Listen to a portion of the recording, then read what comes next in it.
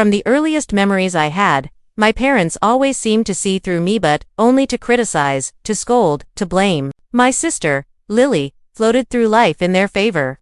A golden child wrapped in the halo of perfection that only a parent's selective vision could give. No matter what happened, if a vase was broken, if homework was incomplete, if tempers flared, the blame found me. Even when I had nothing to do with it, even when my innocence was as clear as sunlight, their judgment fell squarely on my shoulders. It wasn't that I hated my sister. I didn't, I just hated the way they seemed to elevate her as if she were untouchable. While I carried a weight I hadn't earned, it wasn't fair. And fairness mattered to me. At least, I remember one particular evening when the injustice hit me with full force. I was 10. Lily had been playing near the kitchen counter, stacking glasses. She reached too high, and they tumbled down like a tiny glass avalanche. My mother rushed in, her face twisted in horror. "Why were you even in the kitchen?" she demanded, pointing at me. I wasn't, I tried to explain.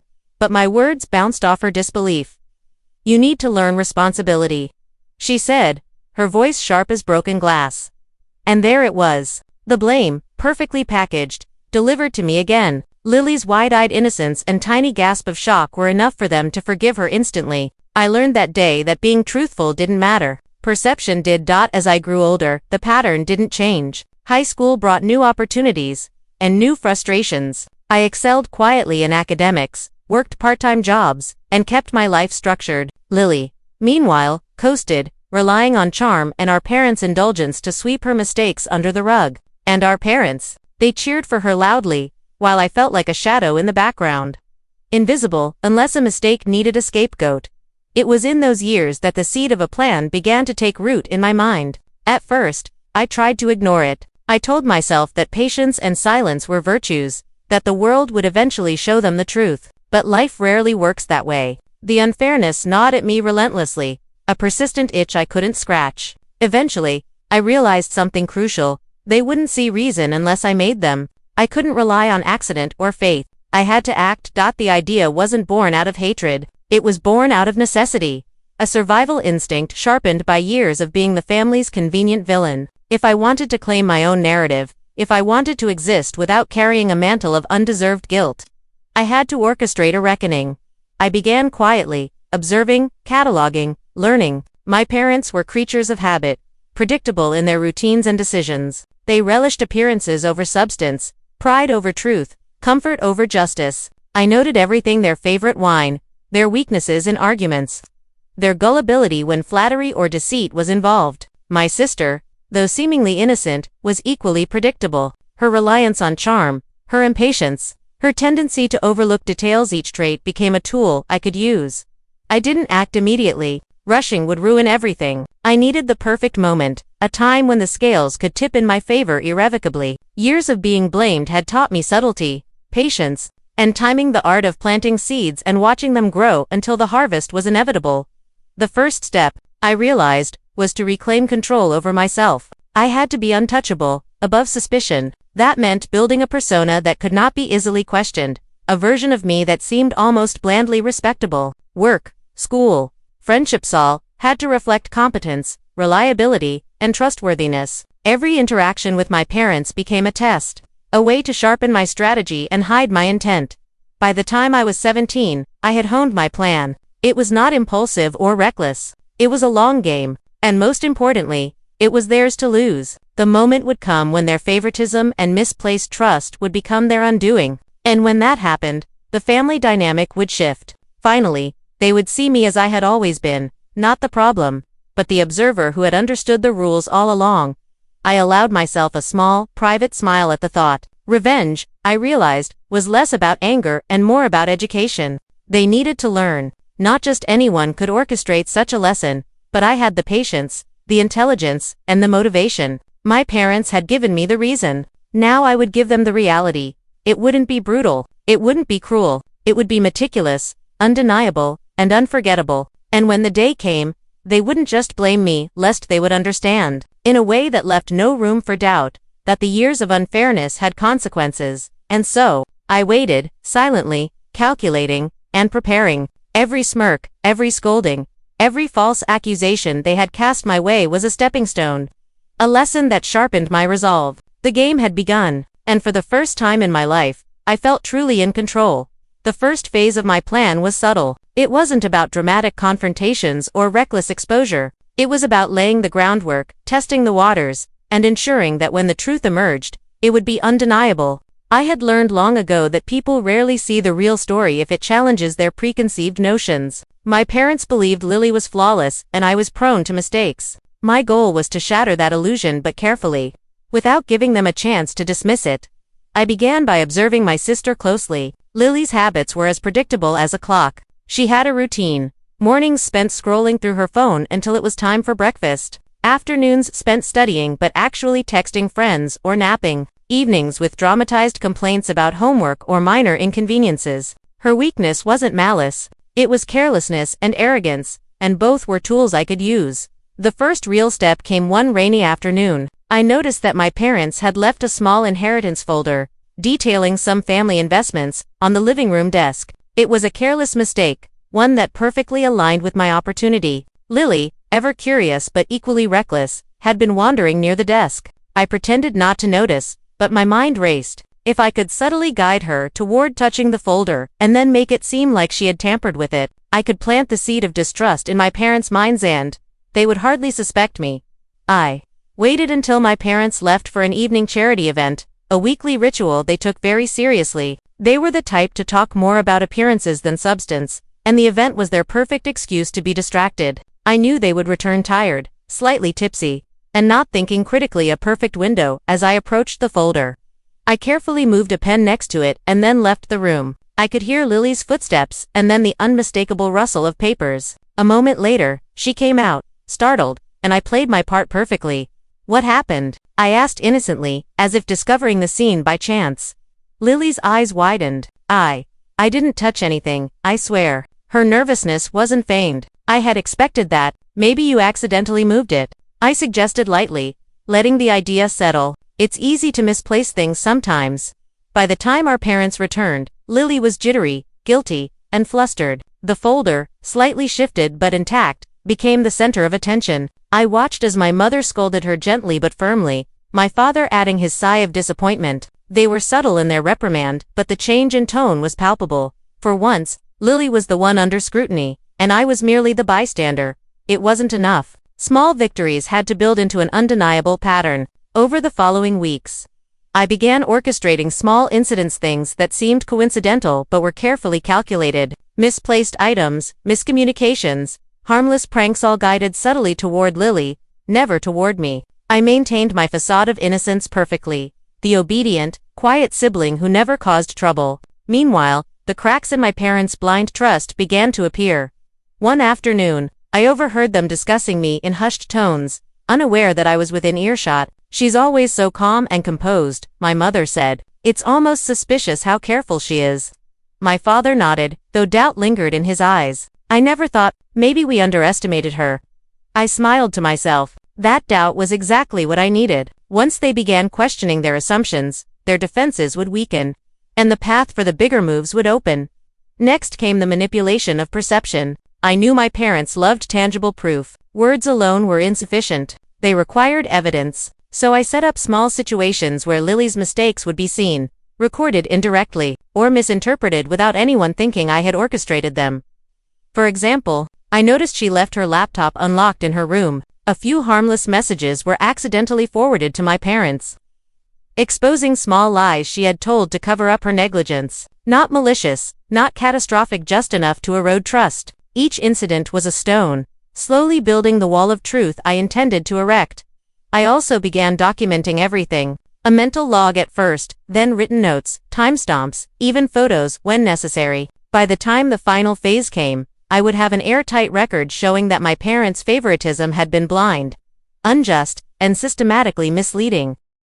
Through it all, I remained patient. Patience was my greatest weapon. People often rush to conclusions. They overlook details. I, however, thrived on meticulous timing, on knowing exactly when to act and when to remain silent. My parents were blinded by habit and pride. My sister was blinded by overconfidence, and I was the shadow in the corner, watching, learning, waiting. It was a dangerous game. If I miscalculated, I could become the target again, blamed for something I hadn't done. But I had learned long ago that life often rewards those who take measured risks, and I was ready to risk everything for the long-awaited balance of justice. By the end of that month, small victories had accumulated. Lily was slightly unsettled. My parents were beginning to notice inconsistencies, and I had positioned myself as the ever-reliable .com sibling. The board was set. The pieces were in motion, and I knew, deep in my bones, that the real game was about to begin.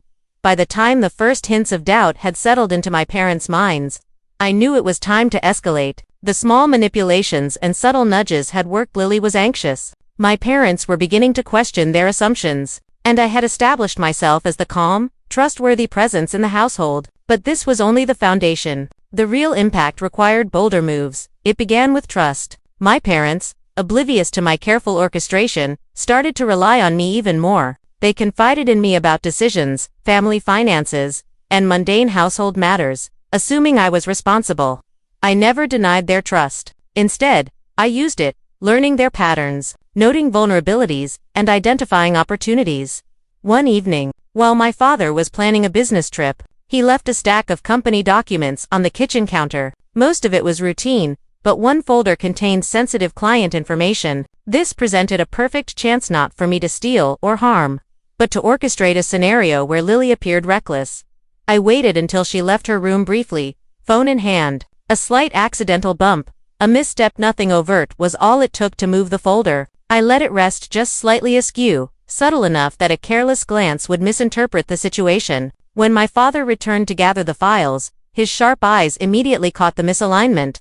"What happened here?" he asked, frowning before Lily could even respond. I pointed out, innocently, maybe she knocked it over when she came in. My tone was neutral, almost careless, but the implication was clear. Lily stammered, eyes wide. My father's expression shifted from surprise to doubt. The seeds of mistrust planted deeper than ever.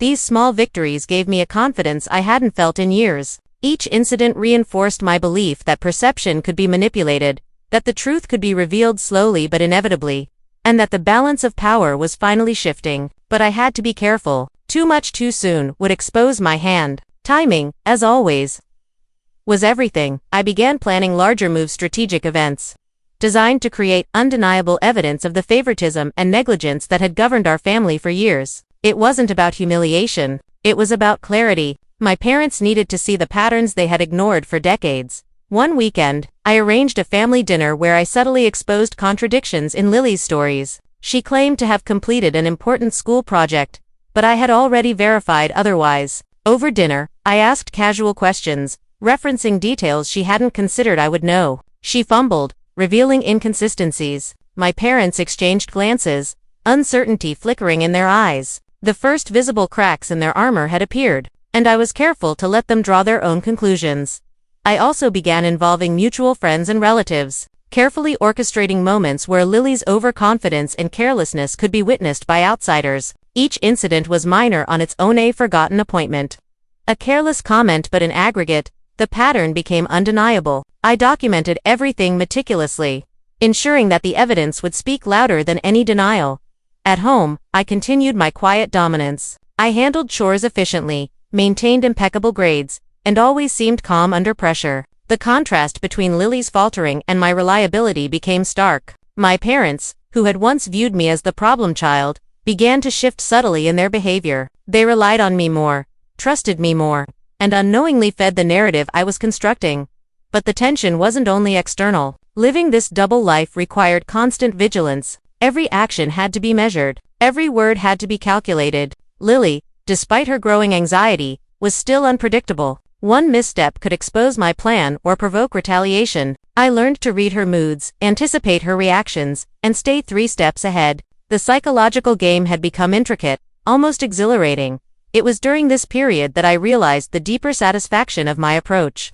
The art of revenge wasn't an immediate gratification. It was in strategy, in patience, in turning years of injustice into an inevitable reckoning. Each small victory reinforced my sense of control. Each observation sharpened my tactical mind. And each moment of doubt in my parents' eyes was a quiet triumph. By the end of the month, the environment had subtly shifted. Lily was more anxious, my parents more cautious, and I, the once blamed shadow, had become the calm center of the household. But this was only the midpoint. The final moves required precision, timing, and psychological acuity. The ultimate goal wasn't just to expose mistakes, it was to ensure my parents fully grasped the consequences of their favoritism, in a way that could not be ignored or denied. I allowed myself brief reflections, recalling the long history of unfairness. Every small incident, every misattributed blame, every sigh of disappointment that wasn't mine, they had fueled this strategy. But anger had long since been replaced by focus. Revenge, I realized, was most powerful when dispassionate, executed with logic rather than emotion.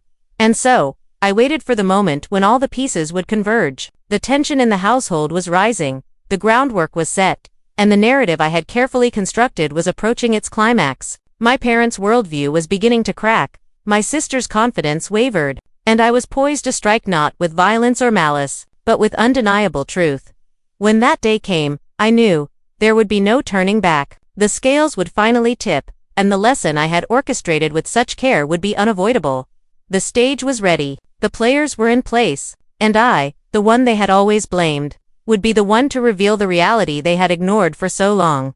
The moment I had been waiting for finally arrived. The subtle nudges, the carefully staged incidents, the quiet manipulation, they had all led to this. The household tension had become palpable. My parents were no longer simply questioning Lily, they were questioning themselves. Every glance, every raised eyebrow, every whispered conversation carried an unspoken unease. They were starting to notice cracks in the perfect facade they had built around her.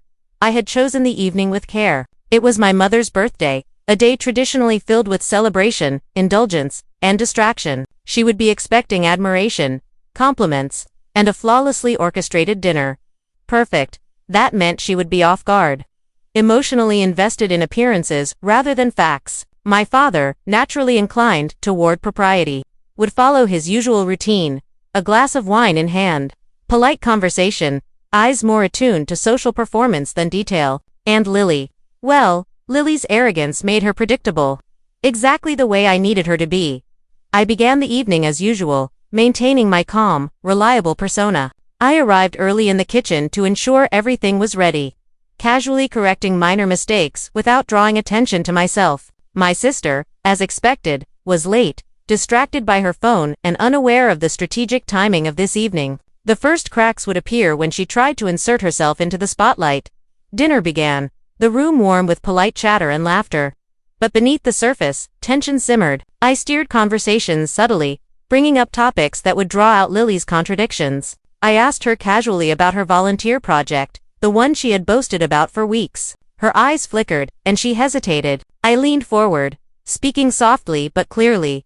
"Oh, I thought you said you had finished the report last week," I asked, neutral, conversational. Her response was instantaneous, defensive. I meant that I started it. It's not due yet." I nodded, as if simply acknowledging, letting the statement hang. My parents exchanged subtle glances, an almost imperceptible flicker of doubt. Lily's words, intended to reassure, only made her seem evasive. The first piece of the puzzle was falling into place.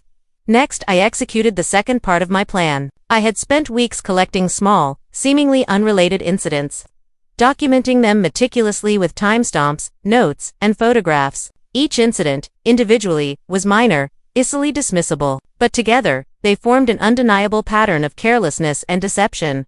With careful timing, I began presenting them casually during the conversation, a misplaced notebook here, a forgotten commitment there. Subtle references to moments only someone paying attention would notice. My parents' expressions shifted from polite interest to concern, doubt creeping into their eyes. I observed every flicker, every hesitation, storing it like a jewel. Then came the subtle climax, the psychological twist I had been preparing. I gently steered the conversation toward a memory from my childhood, one long buried but emblematic of the imbalance in parental treatment. I recounted it not as a complaint, not as anger, but as a neutral story. The vase incident from years ago, Lily's innocent mistake, my parents' misplaced blame, all recalled casually, almost as if telling a nostalgic anecdote. My mother's face tightened, my father's jaw stiffened. I held their gaze calmly. I wasn't accusing, I was merely narrating facts. And facts, in their quiet, undeniable way, cut deeper than anger ever could. Lily, sensing the shift, grew defensive. "That's not fair," she insisted, her voice rising slightly. "I didn't do anything wrong." I smiled softly. "I'm not saying you did, I'm just pointing out what happened." The beauty of the moment was in its subtlety. I wasn't attacking. I wasn't gloating, I was revealing truth through clarity and patience. My parents had no choice but to listen, to weigh what they had overlooked for years. The weight of realization began to settle on them. Over the next hour, the tension escalated carefully but deliberately. I introduced small, verifiable details from my meticulous records, instances where favoritism had altered outcomes, small manipulations that had gone unnoticed. Each revelation was delivered without emotion, simply as fact. My parents shifted uncomfortably, caught between disbelief and recognition. They were beginning to see the invisible chains that had shaped our family dynamic, and the responsibility that had always been misassigned. By the time dessert arrived, the tipping point was reached. My sister, flustered and cornered, had no answers left. My parents, eyes wide with dawning awareness, were silent for a long, heavy moment. I remained calm, poised, and composed. The years of blame, the unfair treatment, the constant misperception, it all crystallized in that room, undeniable and unassailable, and in that silence, I realized something profound. Revenge wasn't about triumph over another. It was about reclaiming the narrative, restoring balance, and demanding recognition. My parents didn't need to grovel. Lily didn't need to apologize, though her defeat was clear. The truth had spoken for itself. The scales had tipped. That night, as the house settled into quiet, I felt a deep, unshakable satisfaction. I had not acted impulsively or vindictively. I had acted with patience, intelligence, and precision. And the result was far more powerful than I could have imagined. Awareness, understanding, and a subtle, undeniable respect that had been denied to me for years. For the first time, I slept knowing that I was no longer the scapegoat, the shadow, the blamed one. I was the one who had orchestrated the balance, who had turned the tables with skill and strategy. And the best part, my parents would carry the lesson with them, perhaps silently. For the rest of their lives, the game was not over. Not entirely, but the momentum had shifted irrevocably. I had planted the seeds, nurtured them, and now they had grown into a reality that no one could deny. The final acts would be about solidifying this transformation, ensuring the lessons endured, and reclaiming the respect I had been denied for so long. The first real victory was mine, and the family, finally, would see the consequences of their favoritism, and they would never forget. The day after my mother's birthday dinner, the atmosphere in the house was unmistakably different, subtle, but tangible. My parents moved with a heightened awareness, their eyes scanning for signs, their voices tempered with caution. Lily, meanwhile, was withdrawn, uncertain, and increasingly defensive. The groundwork I had laid in patience and subtlety was beginning to bear fruit, but now it was time to consolidate my victory.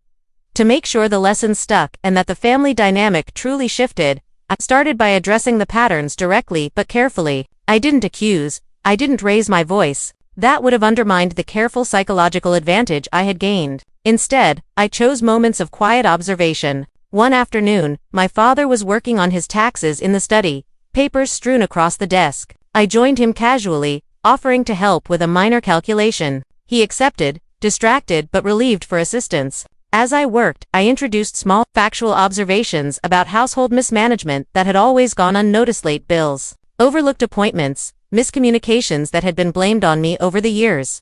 "What about Lily?" he asked casually, expecting me to absolve her, as usual. I paused for a moment, choosing my words carefully. "Some things she forgets," I said neutrally. "But it's not intentional. Just habits. Same as anyone." The subtle shift in tone was deliberate. I wasn't condemning, but I wasn't defending either. My father's brow furrowed as he began connecting the dots, noticing the pattern I had catalogued for him. Slowly, carefully, the scales began to balance. At school, I continued my quiet campaign. Friends and teachers who had noticed Lily's carelessness were subtly reminded of incidents they might otherwise dismiss. Each minor detail added credibility to the larger narrative I had been constructing. By controlling the perception of the outside world, I amplified the effect at home, but the pivotal moment came unexpectedly. One evening, I discovered Lily had carelessly left her phone unlocked on the kitchen counter. Normally, I would have ignored it. But this was the perfect opportunity for a controlled confrontation, a way to cement the shift in family perception. Inside, I found a series of texts she had sent, subtly exaggerating her contributions to family responsibilities, downplaying her mistakes, and, in one message, blaming me outright for an incident she had orchestrated. Instead of reacting, I documented it carefully, screenshotting and organizing the messages. Then, later that evening, during a quiet family moment, I asked Lily to explain a particular message in neutral, almost casual tones. She flinched, caught off guard. My parents, observing silently, finally witnessed the contrast between her carefully constructed image and reality. "Why would you say that?" I asked, voice calm, deliberate. Her flustered stammering revealed more than any accusation could. My parents' expressions shifted from surprise to realization. The evidence was undeniable. For the first time, they were not just questioning Lily, they were questioning their previous assumptions, their own judgment, and the way they had treated me for years. From that point forward, I became an unspoken authority in the household. My parents sought my advice more often, my observations carried weight, and Lily's influence waned. The subtle victories of earlier weeks had matured into a broader recognition. I was no longer the scapegoat. I had strategically rewritten the family dynamic without a single moment of aggression, relying solely on clarity, patience, and intelligence. Yet, even as my position strengthened, I knew the real test was emotional. The transformation had to resonate on a personal level, not just a logical one. To achieve this, I orchestrated a final, intimate moment of confrontation. One evening, I asked my parents to join me in the living room. Calmly, I laid out the incidents, the patterns, the careful documentation I had amassed. I did not speak with anger. I spoke with precision, clarity, and quiet authority. For the first time, my parents listened not defensively, not dismissively, but with genuine understanding. Every point I made, every inconsistency I highlighted, was met with silence, reflection, and the weight of realization. Lily, sitting across from us, could not maintain her composure. Her earlier arrogance had dissolved into nervousness, frustration, and a faint recognition that her carefully crafted image was no longer credible. By the end of that conversation, the household dynamic had shifted irrevocably. My parents' treatment of me changed subtly but unmistakably. I was no longer the default target of blame, no longer the overlooked sibling. Recognition, respect, and even a hint of admiration began to replace the years of And while Lily remained my sister, her influence over my parents was diminished. That night, as I reflected on the events, I realized that revenge is not simply about punishment, it is about restoration. I had reclaimed my narrative, proven my worth, and compelled those who had underestimated me to acknowledge the truth. The satisfaction was profound because it was not rooted in spite or malice, but in the quiet, deliberate, undeniable reclamation of justice. And so, as the household settled into an uneasy but necessary balance, I knew the final step was simply to maintain the lessons learned, to ensure that favoritism could not regain its grip, and to move forward with confidence. The tipping point had been reached, the consolidation was complete, and I was ready for the final act. The weeks following the consolidation of my position in the household were unlike anything I had ever experienced. The atmosphere had shifted completely. My parents' eyes no longer carried the automatic judgment they once reserved for me, and Lily's confidence had crumbled into caution and hesitation. But I knew that subtle victories alone weren't enough. The final act, the reckoning, needed to be undeniable, conclusive, and lasting. I decided it was time for one last demonstration, one that would cement the shift in power and perception beyond dispute. I chose a weekend when both parents were free from work obligations. I had arranged a series of small, controlled tests of responsibility and reliability, each designed to reveal my competence and Lily's ongoing negligence, if any. The first test was practical, the household budget. I presented it as casual assistance, offering to balance accounts and forecast expenses. My parents watched as I worked efficiently, pointing out discrepancies that had previously gone unnoticed. Then came the subtle but pivotal confrontation. Lily, sensing the shift in influence, attempted to interject, to correct or manipulate the narrative. Calmly, I addressed each of her points with neutral, factual responses, never raising my voice, never allowing emotion to cloud the presentation. Each rebuttal was quiet, precise, and deliberate, an unassailable display of logic and responsibility. My parents' faces reflected what I had been building toward for months: recognition, dawning awareness, and respect. But the emotional climax came later that evening. In the quiet intimacy of the living room, I asked my parents to sit down with me together, one final time, and I spoke openly about the years of imbalance. I recounted the subtle favoritism, the misassigned blame, and the countless small ways I had been overlooked, all while maintaining calm, factual narration. I shared my perspective not as a confrontation, but as a revelation. The goal was not humiliation but understanding. They listened, truly listened for the first time. My father's lips pressed into a thin line, his usual stoic expression giving way to something softer, more reflective. My mother's eyes glistened, a mixture of guilt, realization, and perhaps even a measure of admiration for the careful orchestration I had executed. Lily, sitting across the room, could no longer maintain her defenses. Her face fell, a quiet acknowledgement of the undeniable truth I had laid bare. "I didn't realize," my mother said finally, voice trembling. We just assumed," I interrupted gently. "Assumptions hurt," I said simply, "and patterns go unnoticed until someone points them out." I didn't want anger or punishment. I wanted clarity, so we could all see what's real. The weight of my words settled in the room. Silence followed, not tense, but reflective. For the first time, the roles were clear. I was no longer the blamed, the scapegoat, or the overlooked child. I had claimed my space, restored balance, and forced recognition through patience, precision, and quiet authority. After a long pause, my father nodded slowly. "You've grown up a lot," he admitted. "More than we gave you credit for." "I see that now." My sister, defeated but not humiliated, murmured something almost inaudible. "I understand."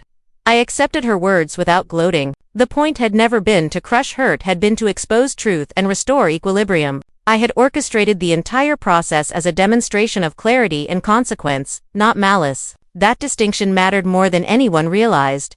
Over the following days, the household dynamic stabilized in a way that felt almost surreal. My parents treated me with a quiet respect that had been absent for years. Lily's influence over decisions diminished significantly, replaced by a cautious acknowledgement that her previous advantage had evaporated. I had not only reshaped perception but had altered behavior, creating lasting change in the family ecosystem.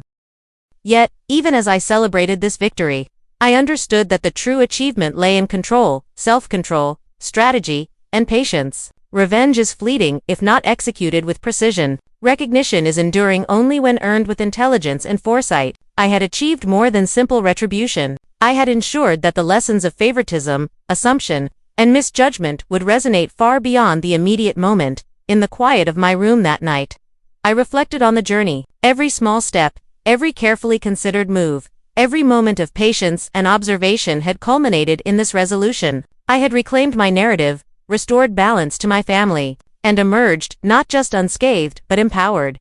And in that moment, I realized something profound. The true power of justice does not lie in punishment, nor in triumph over others. It lies in clarity, in patience, and in the undeniable revelation of truth. By the time my parents fully comprehended the reality of their past mistakes, it was too late to ignore, too vivid to dispute, and too consequential to forget. The family would never be the same, and neither would I.